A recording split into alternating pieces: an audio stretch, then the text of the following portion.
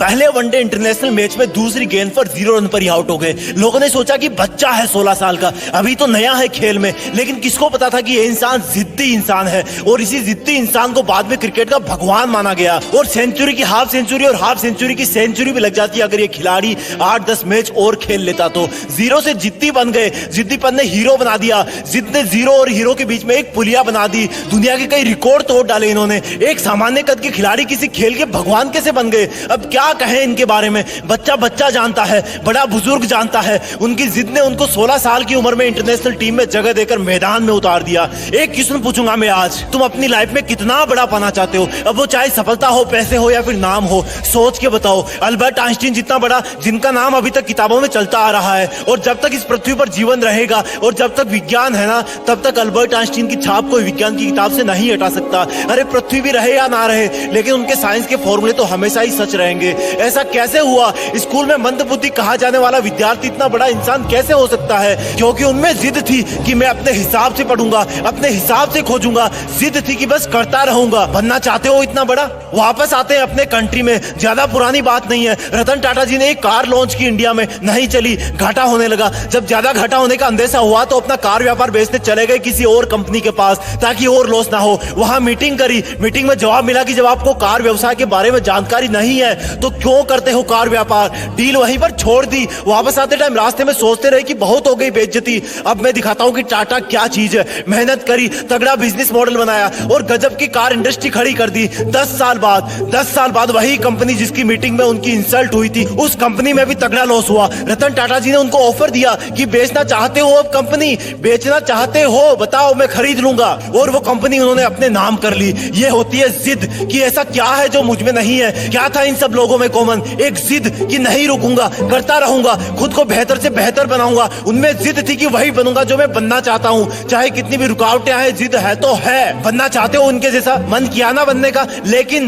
ये जो लेकिन वर्ड है ना, वही तुम्हारी वाट लगा देता है। मैं कुछ करूं तो सही, लेकिन मैं बड़ा बनूं तो सही, लेकिन मैं मेहनत करना तो चाहता हूं, लेकिन मेरा सपना तो ये है, लेकिन कोई थाली में परोस के देगा क्या कि ये खा लो, आज से तुम सचिन हो जाओगे, ये खा लो, आज से तुम दुनिया में आइंस्टीन के नाम से जाने जाओगे, ये जड़ी बूटी खा लो, आज से तुम अरबपति बिजनेसमैन बन जाओगे। लेकिन मैं तुम्हें बताता हूं कि जब तक इस लेकिन वर्ड की तुम वाट नहीं लगाओगे ना, जब तक इसको जिद में नहीं बदलोगे ना, तब तक कुछ नहीं होगा। लेकिन पहले ये बताओ कि क्या खास था इन लोगों में? सोचो, क्या उन्होंने अवतार लिया था? क्या वो प्रकट हुए थे? क्या खास था इन लोगों में जब वो दुनिया में आए थे? वही हाथ पैर, वही आंखें, नाक कान मुंह पेट गला सब कुछ वही ना। उनके शरीर में भी इंसान का ही खून था ना, वही मिट्टी का शरीर था ना। क्या सोने चांदी के बने थे? क्या ऊपर वाले ने इनके कान में कोई गुप्त मंत्र फूके भेजा था कि जाओ तुम सचिन बनोगे, जाओ तुम रतन टाटा बनोगे, जाओ तुम आइंस्टीन बनोगे? चलो एक और एग्जांपल देता हूं। जब तुम्हें एक दिन के लिए कोई रूम में अकेले बंद कर दे तब तुम क्या करोगे? जब तुम्हें एक हफ्ते के लिए रूम में बंद कर दे तब तुम क्या करोगे? और टाइम पीरियड बढ़ाऊं, जब तुम्हें एक महीने के लिए रूम में अलग थलग बंद कर दे तब तुम क्या करोगे?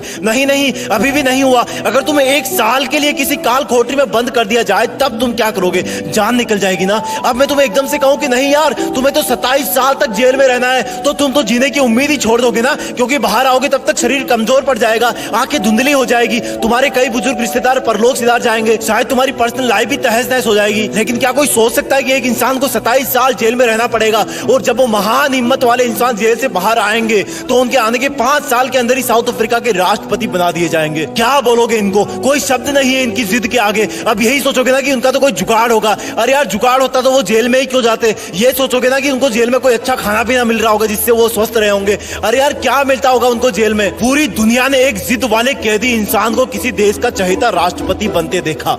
भारत से भी भारत रत्न अवार्ड जीत करके ले गए वो, करोड़ों दिल जीत के ले गए वो।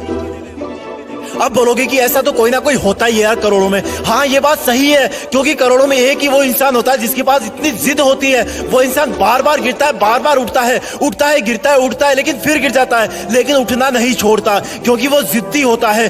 जिद, सिर्फ एक जिद होती है उनमें, बाकी सब सेम होता है। वो हम सब जैसा ही पैदा होता है, लेकिन जब दुनिया से जाता है ना, तो दुनिया का बच्चा उनको मिस करता है। हर न्यूज चैनल, हर अखबार उनके जाने का गम करता है कि हमने एक महान इंसान को खो दिया। अब शायद कोई ऐसा नहीं कर पाएगा, क्योंकि वो मानव से महामानव बन जाता है, क्योंकि वो मेहनत करने की हदें पार कर जाता है, काम करते रहने की जिदें पार कर देता है। वो एडिसन की तरह बल्ब बनाने के लिए हजारों बार फेल हो जाता है, लेकिन फिर भी जिद करता है कि रुकना मेरा काम नहीं, जब तक यमराज ना आ जाए तब तक आराम नहीं। यमराज भी आएंगे तो बोलूंगा कि सर थोड़ी सी मेहनत और कर लेने दो प्लीज। जिद मत छोड़ना मेहनत करने की, हद पार कर जाना जिद करने की, तभी बनोगे महान, तभी रखेगी दुनिया तुम्हें जाने के बाद याद। लेकिन इस लेकिन वर्ड को ना तुम डस्टबिन में फेंक देना, अपने आप से जंग के लिए माथा टेक देना, जिद में खुद को झोंक देना, अपने आलस को ठोक देना।